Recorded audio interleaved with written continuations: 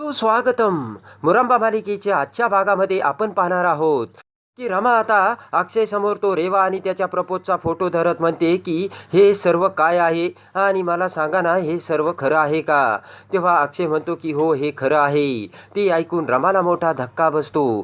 तर अक्षय म्हणतो की पण ही खूप जुनी गोष्ट आहे रमा, आणि याचा आत्ता काहीही संबंध नाहीये. अक्षय म्हणतो की हे सर्व घडून गेलंय. तर रमा म्हणते की कसा संबंध नाहीये? तर रमा म्हणते की तुम्ही का लपवलं आणि मला अगोदर का नाही सांगितलं? तेव्हा अक्षय म्हणतो की लपवण्यासारखं काहीच नव्हतं रमा, आणि तुला काय सांगायचं? रमा म्हणते की तुमचं रेवावर प्रेम होतं का? तेव्हा अक्षय म्हणतो की नाही, माझा हा मूर्खपणा होता आणि माझी ही सगळ्यात मोठी चूक होती. अक्षय म्हणतो की मला वाटलं होतं की ती मला आवडते म्हणून मी हे असं केलं होतं.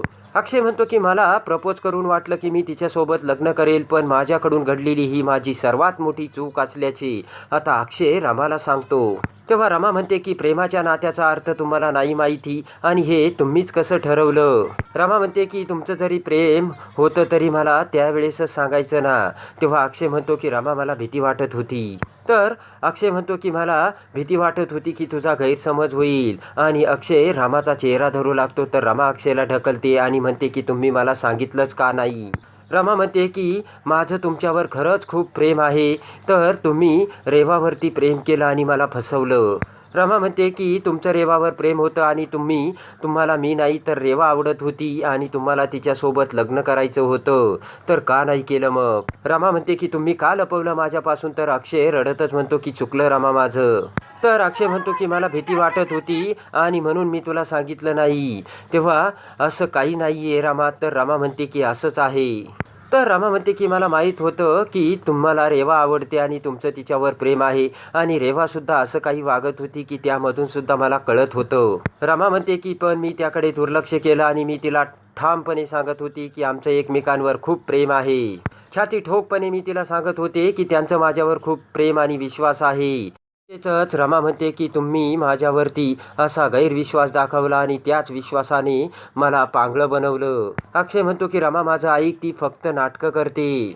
अक्षय म्हणतो की रमा माझं खरंच तुझ्यावर प्रेम आहे. तेव्हा रमा म्हणते की तुमचं माझ्यावर प्रेम नाहीये, कारण ती घरात जर असती ना तरीसुद्धा तुम्हाला आणि मला काहीच फरक पडला नसता.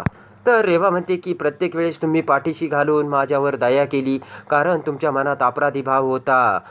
देवावर प्रेम होतं म्हणून तुम्ही फक्त माझ्यासोबत तडजोड केली. तर अक्षय म्हणतो असं काहीच नाही, मी कोणतीच तडजोड केली नाही आहे रामा. अक्षय म्हणतो की आता तिच्याशी काहीही संबंध नाही आहे. तेव्हा मोठ्याने ओरडत रामा म्हणते की संबंध कसा नाही, संबंध आहे. तेव्हा त्यांचे ते ओरडणे ऐकून रेवा, आई, आजी, आभ्या सर्वजण बाहेर येतात. तर आजी म्हणते काय झालं अक्षय? तेवढ्यात रेवाचे लक्ष खाली फाटलेल्या त्या फोटोकडे जाते आणि तो फोटो उचलत रेवा म्हणते की हा फोटो इथे कसा काय आला? तेव्हा लगेच रमाकांत, आभ्या सर्वजण तो फोटो बघतात. रेवा म्हणते की रमा, हा फोटो तुझ्याकडे कसा आला? तेव्हा रमा तो रेवाकडून फोटो घेत आय्याजी समोर येते आणि आय्याजीला म्हणते की आय्याजी, तुम्ही मला कायम सांगत होतात की तुझी या घरात राहायची लायकी नाहीये. रमा म्हणते तुम्ही सांगत होता की तुला तुझी या घरी सून व्हायची लायकी नाहीये, तुझी बायको होण्याची लायकी नाहीये. तेच खरं होतं. रमा म्हणते बरोबर आहे, तुमच्यात आणि माझ्यात खूप फरक आहे. माझं जग आणि तुमचं जग खूप वेगळं आहे. हा जोडत रमा म्हणते की माझं चुकलं आहे आजी, माझं जग सोडून मी यांच्या जगात कशी आली तेच मला काही कळलं नाही. रमा म्हणते की झोपडी आणि महाल यांची बरोबरी नाही होऊ शकत आणि आम्ही दोघं एकमेकांसाठी नाही आहोत.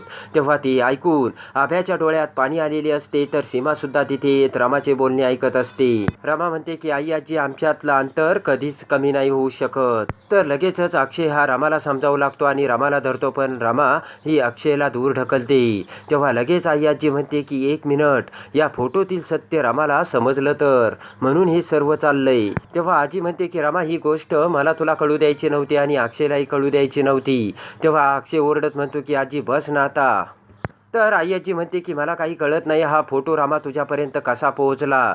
तर आता अक्षय पुन्हा रमाला समजावू लागतो. रमाला म्हणतो की ऐक रमा माझं. तेवढ्यात आभ्या पुढे येत रमाला म्हणतो की रमा, माझं ऐक, हे खूप जुनं आहे, आता याचा काही संबंध नाही. तेव्हा रमा आभ्याकडे बघू लागते. तेव्हा सीमा म्हणते की रमा ऐक ना, तू अक्षयचं म्हणणं पूर्ण समजून घे. सीमा म्हणते तो म्हणतोय ना हे सर्व अगोदरचं आहे आणि त्याचा आता काही संबंध नाहीये, आणि हा फोटो बघून तू गैरसमज करून घेऊ नकोस. तेव्हा ते सर्व ऐकून रमा म्हणते की हे सर्व तुम्हा सगळ्यांना माहीत होतं आणि फक्त तुम्ही हे माझ्यापासूनच लपवलं. रमा सीमाकडे येत म्हणते की आई तुम्ही सुद्धा माझ्यापासून लपवलं हे. तेव्हा सीमा म्हणते की नाही बाळा माझं ऐक. सीमा म्हणते की आम्ही सगळेजण तुला आत्ता सांगणारच आहोत. तेव्हा रमा म्हणते खूप उशीर झाला आई, आता सांगून काहीच उपयोग नाही. रमा म्हणते की आत्तापर्यंत मी सगळं सहन केलं पण आत्ता नाही सहन होत. रमा म्हणते की मी आई आजीशी भांडले, सासऱ्याशी भांडले, माझ्या मैत्रिणीशी भांडले. रमा म्हणते की मी यांची बायको असण्याच्या हक्कासाठी यांच्यासोबत भांडत होते. रमा म्हणते की ज्याच्यासाठी भांडत होते ते कारणच आता राहिलं नाही, तेव्हा मी आता नाही भांडू शकत. तर रमा म्हणते की मी आता नाही राहू शकत आणि रागाने रमा घरामध्ये निघून जाते. तेव्हा लगेचच अक्षय पळत पळत घराच्या पायरीवरती पडून म्हणतो की रमा. तेव्हा लगेचच अभ्या आणि रमाकांत पुढे येत अक्षयला धरतात आणि अक्षय त्याच्या हाताने डोके पडून घेऊ लागतो. इकडे आता शशिकांत हा त्याच्या रूममध्ये फोनवर बोलत असतो. तेवढ्यात रेवा पळत पळत तिथे येते आणि जोराने हसत म्हणते की फादर इन लॉ. तेव्हा फोन कट करत शशिकांत म्हणतो काय झालं रेवा, असं जग जिंकल्यासारखं का हसते. तेव्हा लगेच रेवा म्हणते मी जगत जिंकलंय आणि माझ्या आणि अक्षयच्या प्रपोजचा फोटो हा रमासमोर आला. तेव्हा ते ऐकून शशिकांतला सुद्धा मोठा धक्का बसतो. तर रेवा म्हणते की मी रमाला तो फोटो दाखवणारच होते पण तिला तो कसा सापडला ते मला नाही माहिती. जे ब्लेम माझ्यावर येणार होतं ते आता येणारच नाही. ते ऐकून हसतच शशिकांत म्हणतो क्या बात है रेवा, तू तर गेमच पलटी केला आणि या क्षणाची मी वाट बघत होतो. शशिकांत म्हणतो की एकदा का रमा घराबाहेर पडली की आपलं सेलिब्रेशन स्टार्ट. आणि रेवा म्हणते की या क्षणाची आपण वाट बघत होतो. इकडे आता अक्षय हा आभ्याला म्हणतो की आभ्या तो फोटो तुझ्याकडे होता ना, मग रमाला कसा सापडला. तेव्हा आभ्याला धक्का बसून आभ्या म्हणतो की तिला कसा सापडला मला नाही माहिती. तेवढ्यात आनंद आणि जान्हवी पाठीमागून तिथे येतात. तेव्हा आनंद म्हणतो की आभ्या अक्षय का रडतोय, काय झालं त्याला. तेव्हा आभ्या म्हणतो की रमाला अक्षय आणि रेवाचा फोटो सापडला आणि रमाला सगळं समजलं. ते ऐकून आनंदला सुद्धा मोठा धक्का बसतो. तर लगेचच आनंद म्हणतो की हे घडायला नको होतं.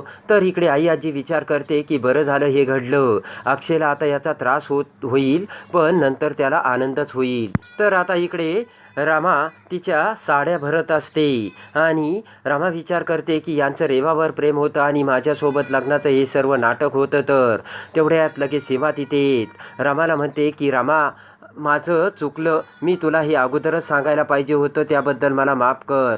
तेव्हा रमा म्हणते की नाही यांचं माझ्यावरचं प्रेम खोटं होतं. रमा म्हणते की हे रेवासोबत खोटं खोटं भांडत होते बरोबर नाही. रमा म्हणते की जेव्हा मी म्हटले ना रेवाला या घरात आणायचं तेव्हा त्यांनी खोटं खोटं नकार दिला मला. रमा म्हणते की मी त्या रेवाला या घरात ठेवून घेतलं कारण मला ती सतत माझ्या डोळ्यासमोर हवी होती.